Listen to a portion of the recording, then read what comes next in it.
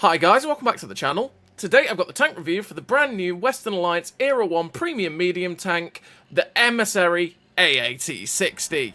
Now if you do like the video, as always, don't forget to like and subscribe down below, as it really does help out the channel. And yes, the Emissary AAT-60, it is part of the brand new Star Trek collaboration that has appeared, very similar to the PC one, but instead of obviously a skin, we've got a tank. And it is an Era 1 Premium tank. On initial impressions, what's it like? It's a pretty good medium tank. The only thing that annoys me about this vehicle is its gun. That's about it. And that's because the gun is actually really good. But for some reason, it likes the floor. It really likes the floor. And that is deeply frustrating. The amount of games that I've had where it's like, I could have had so much more, but the gun's just like, no, you know what, the floor looks great. I like the floor. I mean, it goes with the way that the RNG feels in Era 1 at times anyway, with the gun accuracies, where you've got gun accuracies of 0.28, but yeah, they just seem to find any way of hitting the floor. It just feels wonky in Era 1 half the time. But it does have that problem with the gun that, yeah, it does like missing. But on the whole, the DPM's okay, the mobility is great, the armor is usable. It's not perfect, but it's usable. The gun handling, like I say, is pretty good, as long as the RNG doesn't say, ha! No. And you can have a pretty good time with it. And yeah, I have definitely enjoyed playing it as a tank. Is it going to knock the T95E3 off the kingpin of Western Alliance Era 1 medium tanks? I think it challenges it. I don't think it knocks it off. I think they're probably of a similar level, right? The one thing that is nicer about this vehicle than the E3 for me is the fact that it goes slightly quicker, and the fact that the shell velocity is beautiful too. So without further ado, let's have a look at the statistics of the Emissary AAT-60. So as you can see, we've got a 67 km/h top speed with a 24 km/h reverse speed, 800 horsepower engine, which with all that, we've got an 18.71 horsepower per ton ratio, which means you do hit that 67 km/h top speed fairly easily, and you will hit higher speeds if you decide to set up for that. So the mobility of this tank is delightful. You've got 1800 hit points, which is a decent slab of hit points. In Era 1, it is slightly less than the E3, for example, which has 2000, but it's still a good slab of hit points to use. You got 15% internal fire chance as well, which is in the middle of the road for the fire chances, which means that you are, you know, you're probably going to get set on fire occasionally, but so far in the, I think, 15 or 14 games I've played, I've not been set on fire yet, which is pretty good for it. We've got 38 degrees a second hull rotation speed, which is pretty quick. Ground resistances are very, very good at 1.8, 0.9, and 0.8. We've got 460 meters of view range, which if you put situational awareness on or put optics on, you'll be able to spot at good distances anyway. But to be honest, with True Vision, you don't have to. You've got a 26 degrees a second turret rotation speed, which is very, very much slower than the hull rotation speed. So bear in mind that you probably will need to run rapid aim to make sure that this tank is going to be able to turn its turret quicker, because the turret traverse is very slow at 26 degrees. You've got 1.12 accuracy during rotation with a 3.86 accuracy during movement, which is really not very good, which means that you really want to kit out the tank to knock the accuracy during movement and rotation down as much as possible by running snapshot, running gun, the gun stabilizer, because if you run those, you'll be able to get these down to a decent enough level, and that means that the aim circle will not bloom out quite as much. You got 10 degrees of gun depression, which is absolutely fantastic. It means you can go hull down on a ridgeline quite easily. You're a pretty flexible vehicle. You have the fully rotatable turret.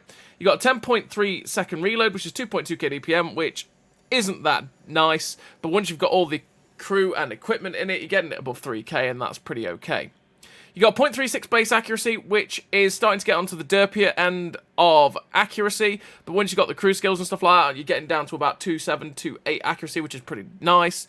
And a 2.1 second aim time, which is pretty damn good. And again, you'll knock that down towards 1.9 seconds with crew skills and equipment, etc., etc.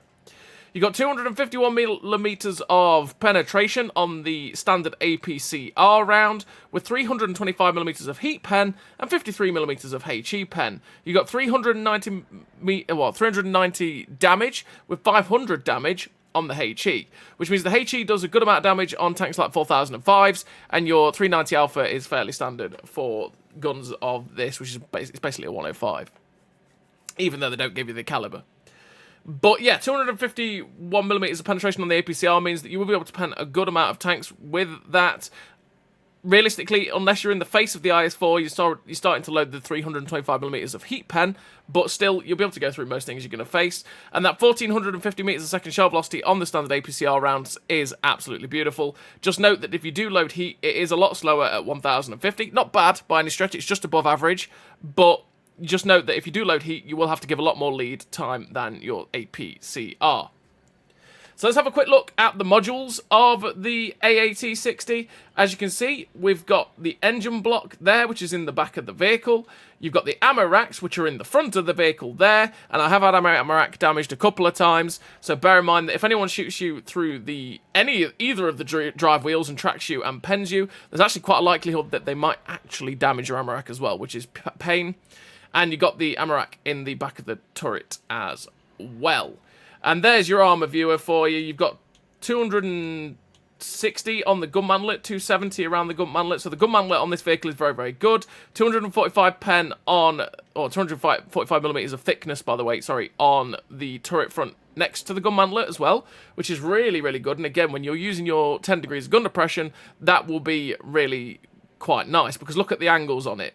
The only thing is, naturally, if you're using your gun depression, you can see that the way that that is angled on the turret, and it angles down, is that if people shoot you up into that little angled section, like here, they are more likely to pen you, but a lot of the shots will ricochet if they end up hitting the top end of the turret, which is pretty good. Like I say, the hull armor is 150mm on the upper plate. The lower plate is 120, which means you can actually bait shots off the lower plate. This thing is fairly awkward to shoot at times because of the fact that the armor is pretty nice.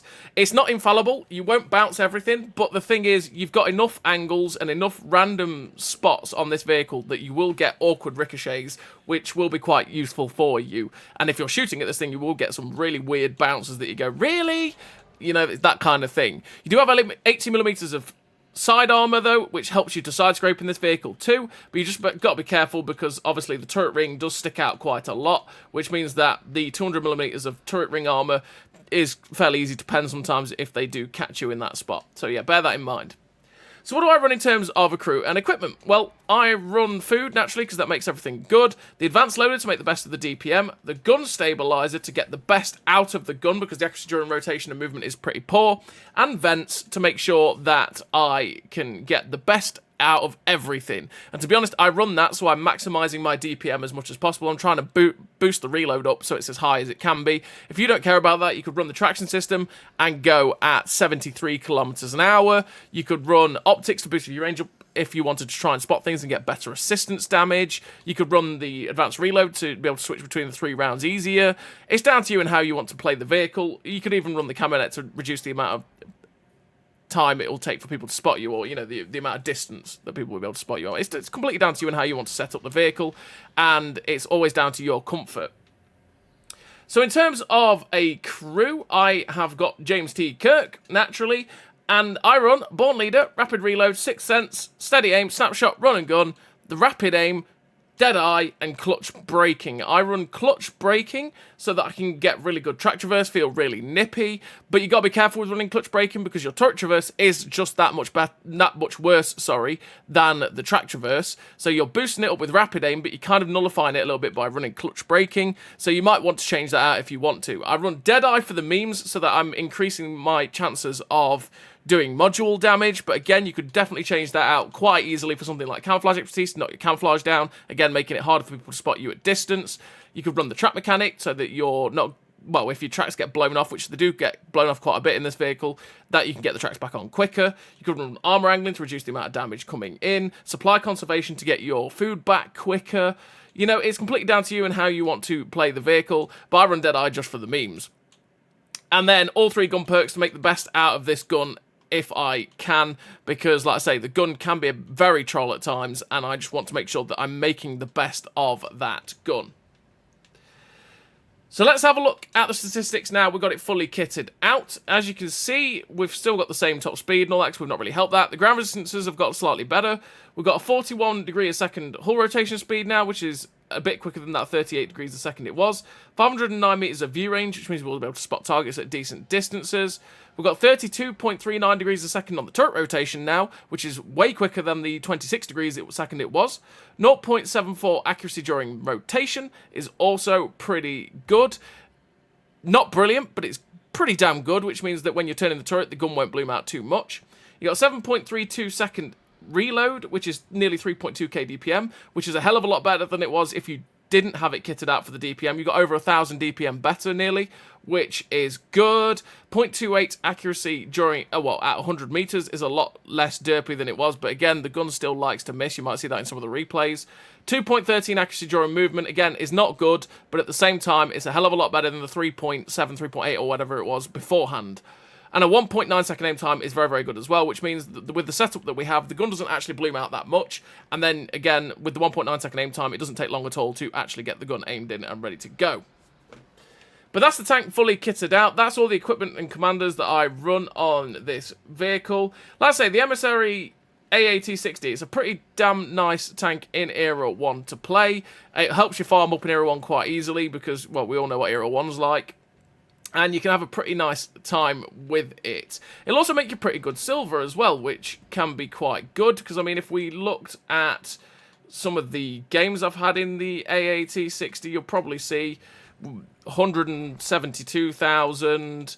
If we go over here and go to this one, which was a defeat on Fredvang, 154,000. It does make good silver, and it is currently on sale for 8,900 gold. But also, if you need to know, and it's always the one to wait, you can get it from the challenge that's currently going off, which will unlock a 50% discount on this vehicle. So that is the disclaimer, do wait for the discount on this vehicle, because you'll be able to get 50% off of this vehicle, which means that you will be able to pick up the Emissary for, what, quick maths, 4,450 gold? I think I got that right with the quick maths. And yeah, so you'll be able to get that way cheaper, which will be a really good pickup for an Era 1 premium, which will make you good silver. And like I say, you won't go wrong with it. The only thing that you'll notice is the fact that this gun loves missing. And, you know, I'm just not going to sugarcoat that. But that's the Emissary AAT-60. It's a pretty damn nice vehicle to play in Era 1. You can get the most out of it, and you can have a pretty good time with it. So what I'm going to do now is send you over to the replays where you can enjoy this vehicle, see how it handles, and watch it in action. So as always, everybody, I'll see you in the replays. So here we are in the replays with the Emissary AAT-60, and like I say, if you want to pick up this vehicle, just wait for the community op to finish, because then once that 20 million point mark is hit, or is it stage 7, whatever, you'll be able to get this tank for 50% off, which is around that 4,500 gold mark, which is always a pretty damn good pickup for a premium tank, and that way, naturally, you'll get a pretty good silver earner for yourself in Era 1, which, it's Era 1. Era 1 is a fairly easy place to play. It's quite easy to pick up a lot of damage, and that way you will get a lot of credits, which is why the 295E3 is so good at making silver, because it's got, you know, a pretty good silver booster on it. It means that it's quite easy to farm up damage with it. I mean, this tank has a 155% silver bonus, which is not quite as high as 160, but it's still a good amount. And as you're going to see, obviously, you can make good credits with this vehicle, which is always the reason you buy a premium tank, right? Obviously, crew training as well. But, yeah. So as you can see, we're on the first replay, and we are on Erlenberg. And on Erlenberg, we are just doing the thing that you do on Erlenberg, which is why I never really understand why it's in Cold War. And that is, we can farm across. We're up to 1,845 damage so far from without taking a hit. We've not been spotted yet. We've just been farming.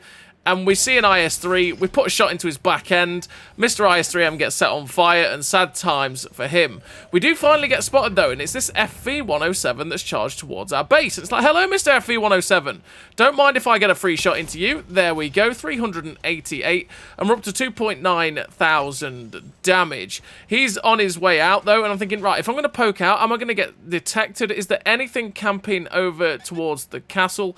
We get detected ourselves, and it's like, there's something definitely looking at us. But you can see, I'm constantly moving. You might be going, why are you constantly moving? If you sit still, you might make it easier for you to be able to, you know, pick out a target. Well, I'm constantly moving, because if it's a 4005 that's out there, and you know what Era 1 is like, there is about 4,005s a game at times. if there's a 4005 out there that I just couldn't see, he's going to go, yummy, and delete my hit points, and that is not what we want. So naturally, if I'm moving and dancing and dipping and dodging and ducking and diving, I'm making it as difficult as possible for them to be able to shoot us, and therefore we're not going to lose any hit points, and it'll be fine. So we're up to 2.9k damage so far, and I've decided, okay, I've done enough of the old campy camps and got my free damage. It's time to move in and see if we can basically finish off winning this flank. There's an IS-3M out in the open, and he gets shut down by the other emissary, and then there's the M103A1. It's like, hello, Mr. M103A1. We have most of his side, and sadly, we end up hitting the upper plate, and that's why we ended up ricocheting there, because we hit the upper plate at a silly angle. We bounced something for 320 back there, which means there's probably something like a T60, well, it's an Object 165 in Era 1, isn't it? It's probably something like that back there, or a T54, one of the two. And again, with us being detected when we poked out, I'm still kind of conscious that there may be a 4005 out there, and it might hurt, and I don't want it. I just don't want 183 millimeters of pain, because let me tell you, 183 millimeters of pain where the tank doesn't shine, it hurts, you know. So we're at 2.9k damage. There's 6 tanks left on the enemy team. We pretty much know where they are. So what I'm going to do is use the mobility of the AAT-60, or the Emissary, to try and push across the river and see if we can spot the enemy targets up. And that way, get some assistance damage, because actually we've got most of our team, with 15 people left on our team. Whole team's alive. A lot of them are camping on these ridge lines, which means they're going to get chances to shoot. So if we spot the targets up, maybe we'll get some assistance. And that's what's happened here. We spot the IS-3M, and we just got 1189 assistance, just like that. We've also spotted the IS-4M as well, or is it T95E2? One of the two. We spotted another tank anyway. T95E3. And we're just looking for the shot into his cupola. He ends up shooting down the building. And it's like, thank you, Mr. T95E3. I'll take that. And we managed to get the shot straight through his cupola because he destroyed the destructible cover. But again, I still see there's a 4005 alive. And there he is. He gets spotted by me and shut down by the other emissary. And that's 2.4k assistance, just like that, with 3.3k damage. Just hoping to get in behind the T95E3, hopefully shut it down, and then get up behind the IS-4M. It's like, hello, Mr. E3, put the shot through the back of the turret, make sure it was aimed, swivel round so that we're ready to get the shot into the IS-4M. We bounce the shot from the IS-4M off our upper plate, because like I say, even though he's got very good penetration, we have very good angles on this tank as we bounce him again, and that won't actually bounce off our turret front. We have very good angles on this tank, which means that while our armor isn't actually that great, because of the angles, just like a Batchat, for example, we can get some really good ricochets on this tank. And we finished that first game with the epic victory, 4,044 damage. We finished second with the same base XP as the other emissary. And finished with the Eagle Eyes, for doing loads of damage while on unspotted targets. 1460 base XP with 2 kills, 4,044 damage, 2.4k assist. Same base XP as the other emissary, GG, and there we go.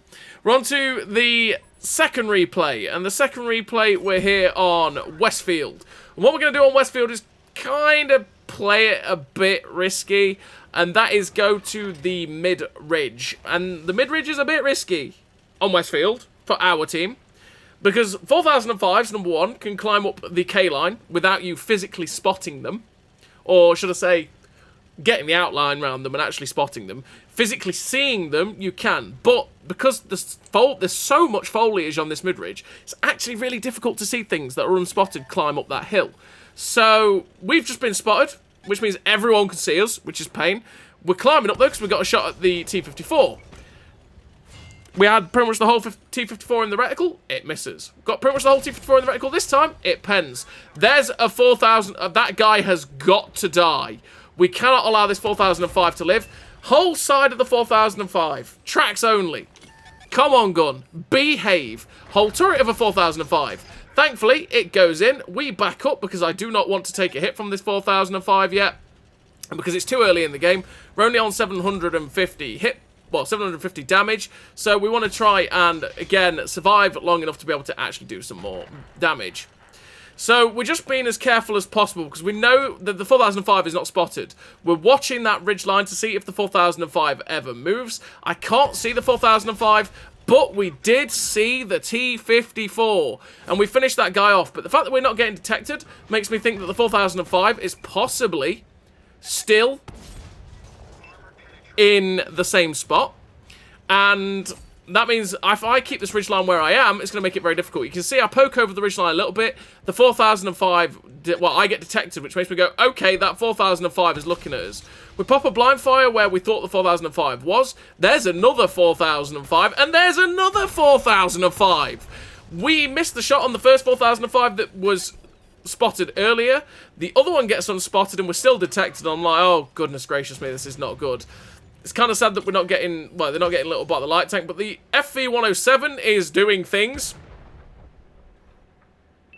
I'm not sure that went how that guy intended. Oh, boy. So, we're just, again, looking out for the 4005. There it is. Put the shot towards its turret. 441. We'll take those rolls. He gets unspotted, though, and we're just trying to keep an eye on where he is through the trees. And this is, again, where this mid-ridge is very difficult. We did manage to catch a glimpse of him, though, which I didn't catch a glimpse of him there looking through it, but I clearly did during the game. And we put the shot through. But again, the 4005 being alive is a bit of a pain. And oh no, what are you doing? Oh, thank the Lord. The 4005, what was that guy doing? But sure, fine. IS-3M is out in the open. Go for the shot on the back end. And you know what? I was saying this gun is terrible, right? Well, not terrible, but really troll. We hit a slither of him. We got a whole back end this time. Put it straight through. Okay, it's behaving. 3.3k damage so far. Maybe we can get another shot of this IS-3M if he pokes out, but he's not. And we managed to shut down the FV-107 as he was coming. Well, he was slowed down from climbing up the hill. Another 107's driving along. Can we get a shot into this guy? That looked like we should have missed that, but we'll take it as we managed to get the shot into the FV-107, putting it down to a one-shot for the M46A1. Sadly, we didn't quite get the chance to get the kill on the IS-3M. Maybe we'll put the T-34 down to a one-shot, which we do. 4.3k damage. There's another T-34 that we could actually kill here. So we're just aiming the shot in, making sure, and we finish off that T-34.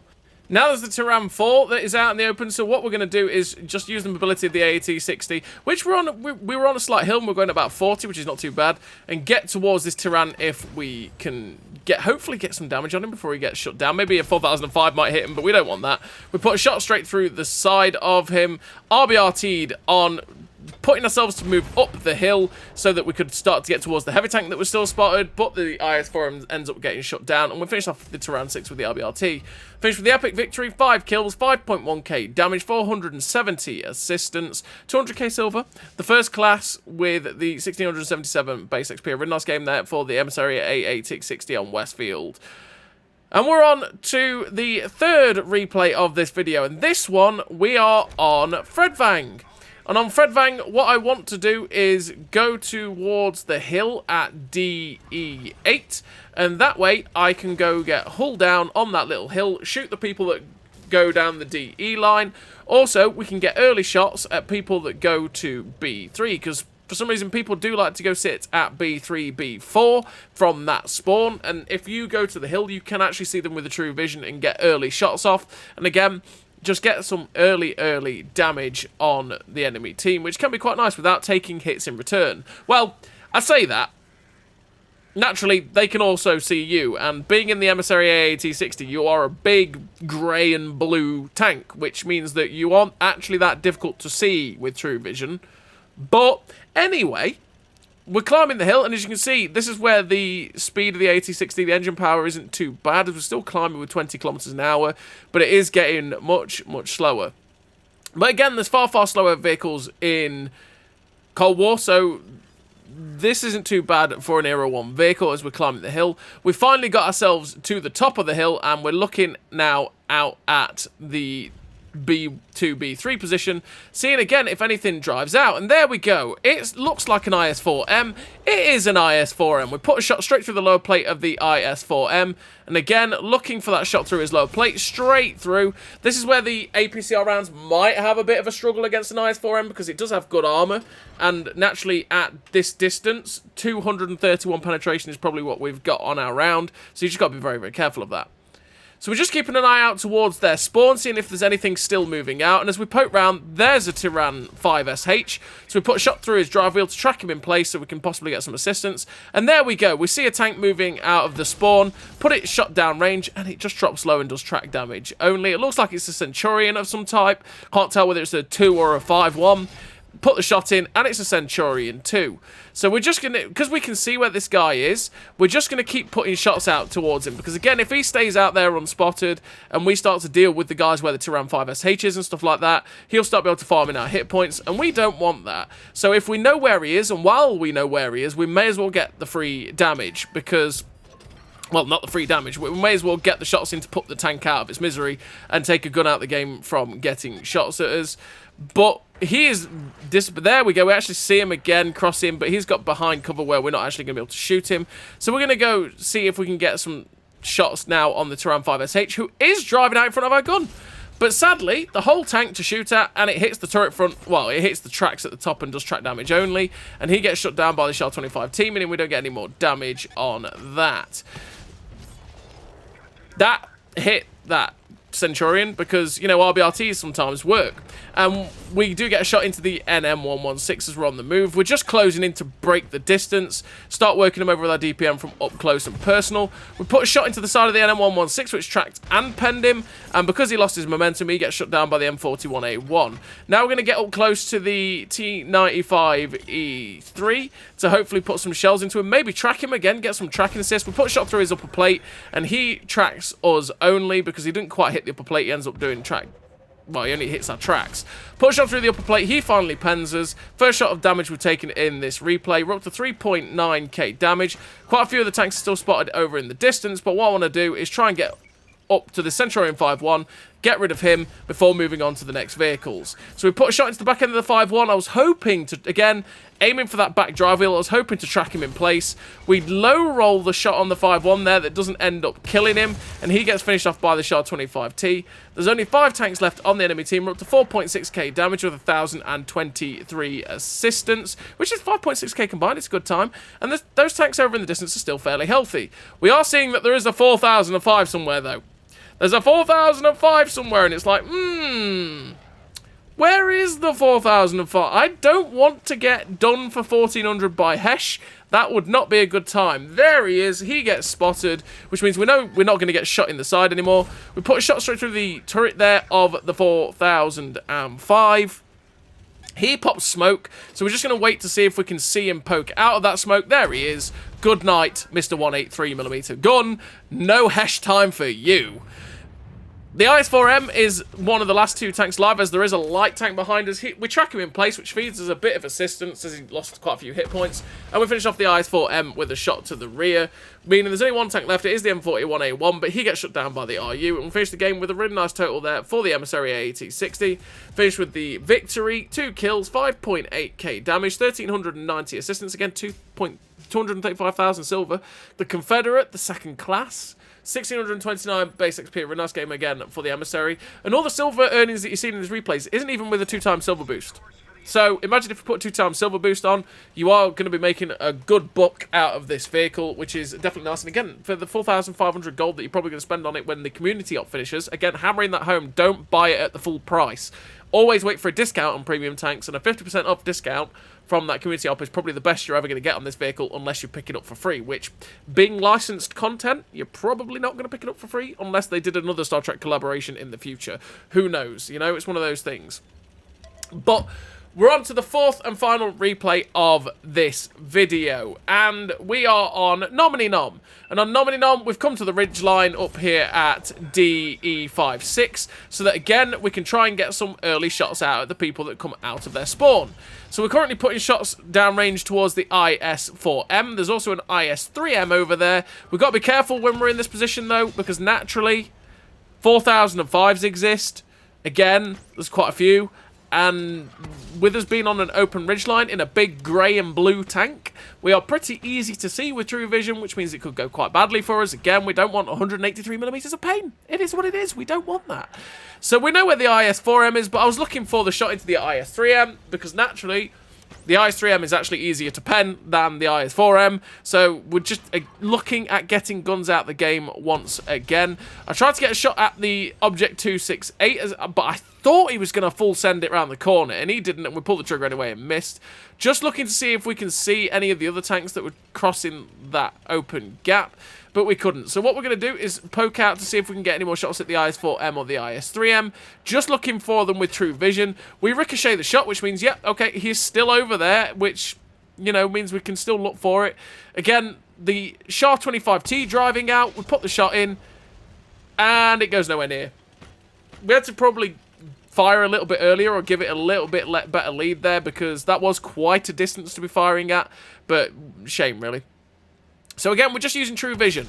We're looking across their ridgeline to see if there was a 4005 knocking around, because again, we don't want to get 4005. The 1 HP in a dream IS-3M gets finished off. That poor guy didn't live long with his 1 HP in a dream. He had a dream, but that dream was to die to a Star Trek tank. I'm so very sorry, Mr. IS-3M. But there we go. We're up to 1173 damage with 1199 assistance. So far, not very good. And we are nearly three games into the minute. Yes! 3 games into the minute. That's exactly what I was going to go for. Yes, we're 3 minutes into the game, and we've not really done too much. We've just kept looking for shots at people, but we've not been finding them, or we've been missing them. And sadly, we looked for the lower plate shot there on the IS-3M, and or IS-4M, I should say. And we hit the upper plate. And once again, we went for the lower plate shot, the IS-4M. We hit the upper plate, because this gun does like to go places that it really shouldn't. Just trying to track the lead on the shot on the light tank, and sadly the shot goes a little bit low, which means we don't quite manage to finish off that light tank. The IS-4M is still sat there, so we're aiming it up for the lower plate properly this time, and there we go. It finally goes true and hits the IS-4M's lower plate. He's on the move, hoping to hit the drive wheel and track it and stop it, but he just stopped. He went, hey, you can shoot me, but I'm going to stop. And that's what he did. And unfortunately, again, we aimed for the side of the IS-4M, but it went to the far left and hit his upper plate and bounced. But the flat side of the IS-4M this time is going to go in. You do have to be careful shooting at IS-4Ms, because they are very, very weird armor. Naturally, they have very, very good angles, just like this tank, and also very good thicknesses. With something I believe a 4005 might have just fired at us, but we can also see shell tracers and gun muzzle flashes flying from over in the distance. And there we go. We managed to actually get the shot into the T95E3. I can't actually physically see that T95E3. I'm just firing at where the muzzle flashes were coming from. And we did manage to get a free shot into him, which, again, we'll take every day. Just watching to see what this IS-4M does. He drives out into the open, which we're never going to turn that down. We put a shot through the side of that guy, and we've realised, oh, I could keep shooting this guy, but this light tank's chasing down my light tank. So you know what? Let's go get stuck in and turn the tide of the fight for that poor little light tank. So we aim up the shot on the FV-107. Good night, Mr. FV-107. And there's another 107 that I'm coming to make friends with. Hello, Mr. FV-107. I'm a Star Trek tank. I'm engaging my warp drive, and I'm here to help you and save the galaxy, live long, prosper, all of that stuff. I don't really watch Star Trek, so I'm running out of Star Trek things. And we managed to get a shot into the drive wheel there of the FV-107, putting him down to a one-shot. He's going at a slow pace now, and we finish him off. And we're up to 4.5k damage with that 1633 assistance. Charioteer tracked up in the ridgeline. Well, I was hoping to track the Charioteer in the ridgeline, but I sadly didn't get it. Hopefully track this T-34, though. And there we go. We get the track and pen shot there on the T-34, which hoping to do again because he's just sitting there. There we go. We blow his tracks off. There's now a 4005 looking at us. We get the assistance on the T-34. But I think, you know what?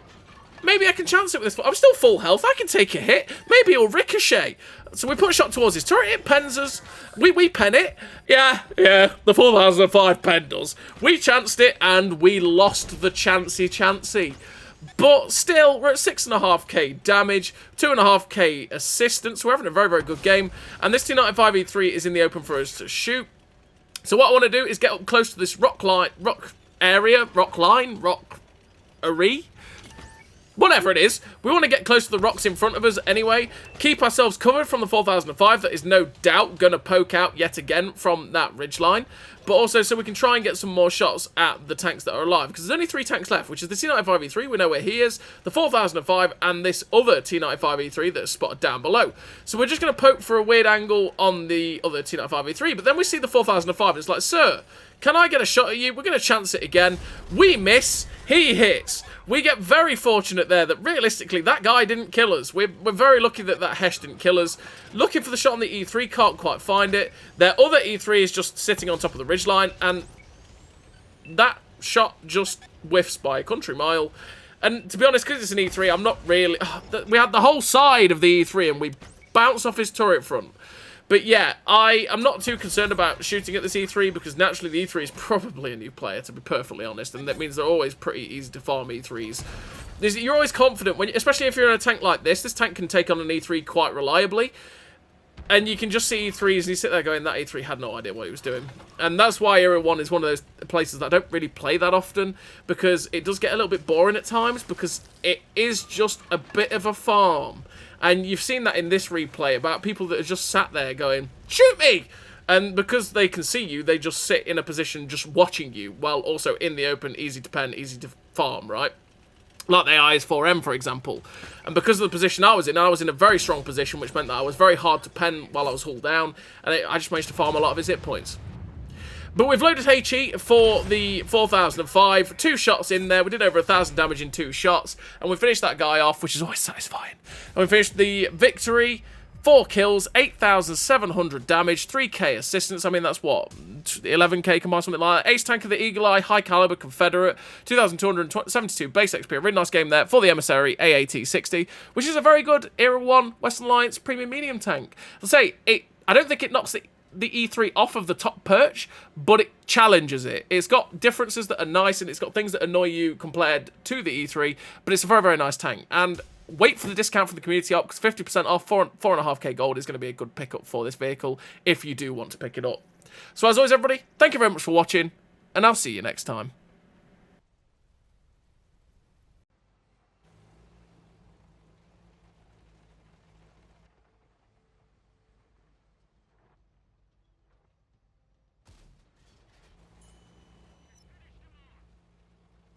A great success!